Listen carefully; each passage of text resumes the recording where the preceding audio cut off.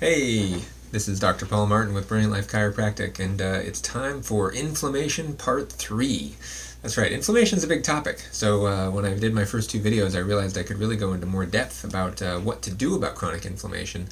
And so, I think it's time that I do that. So, first, let me just say I don't like the idea of calling something an anti-inflammatory diet. Now, there are certainly things that are pro-inflammatory, but as I've said, inflammation is a helpful, natural process that the body needs in order to heal. And so anti-inflammation is anti what the body is trying to do to heal. So I don't necessarily see that as a good strategy. However, allowing the body to perform inflammation in a way that helps with healing, I'm all for. And so when I say anti-inflammatory, that generally is what I'm saying. I'm saying anti-extra inflammation, anti-chronic inflammation. That's kind of what I mean. Most of the supporting normal inflammation protocols I'm going to talk about are relatively easy. Some of them might be more difficult than others. Yeah, and then don't take that to mean either that I'm pro-inflammation. I mean, I guess I am on some level because I'm pro-natural processes in the body, but inflammation can wreak havoc if it's allowed to go for too long. It contributes to a lot of disease processes. So anyway, let's get going. First off, dietary tips. One of the main contributors to inflammation is how are you eating? There's a lot of bad stuff that we're putting in our mouths all the time, getting into our bellies, and then interfering with normal processes in the body. And so let me just go through a few of the bad ones. Well, actually not bad. Water. Make sure you're drinking water. That's a good one. That can actually help lower your inflammation levels for sure. If you're thirsty, drink. And maybe even a little bit more than that. I'm not a big fan of drinking copious amounts of water, just shoving it down, but definitely drink water. Sugar. Sugar is highly inflammatory. One of the reasons why low-carb diets tend to reduce inflammation and are very helpful for inflammatory diseases, things like the keto diet and the paleo diet, if you do it a particular way, is that it lowers sugar, it lowers carbs. And see, insulin is highly linked to inflammation. It's an inflammatory pathway. We don't need to support that. So avoid sugar. Grains in general are pro-inflammatory and can lead to what we call leaky gut syndrome, which is where proteins that end up in your gut go through the junctions in your intestines after irritating the microvilli so badly, and then that gets into your bloodstream. Your body will see it as a foreign invader and create allergies against it, and then anytime you get exposed to that again, bam, you have an inflammatory disease. So don't do that. Polyunsaturated oils, the so-called vegetable oils that the American Heart Association has been trying to say is healthy for so long, are not healthy. They usually come from industrial seeds, and some of them aren't even things that we would eat. Like, do you eat rapeseed? No, you don't. That's canola oil, so don't eat that. There's all kinds of bad news for those. They go rancid very quickly too, so make sure you don't eat them.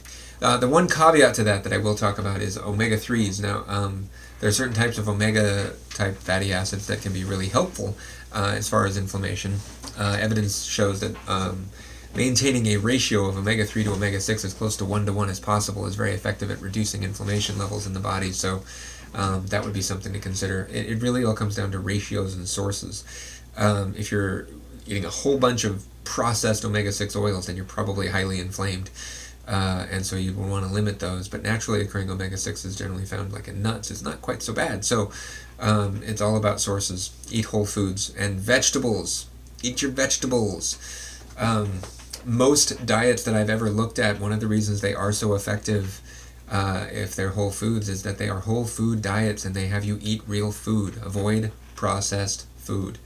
Very, very bad. Exercise tips. 1, don't overdo it. Chronic exercise is a huge cause for inflammation and chronic inflammation, not just from an injury standpoint, but just from the pounding. Exercise is a stress, and it takes time to recover from that stress, and it produces inflammation. That's how the body changes, grows, and heals to the stress that you just put on it from doing exercise. So take a break, and don't overtrain. Chronic cardio, which is operating at like a medium to high intensity for around 30 minutes or more, is generally not so good. Longer, lower intensity stuff, or high intensity interval training, which is shorter, produce a much better effect on the body and does not increase overall inflammation levels to become chronic. Yeah. So other tips, get sufficient sleep. Sleep is really big for healing. You need to sleep in order to heal. Now, when you sleep, you will go into a parasympathetic nerve system state, which does tend to increase inflammation on the short term, but that's how your body heals. So if you can allow that to happen, that's great. And then the last one that you may not know about is meditation.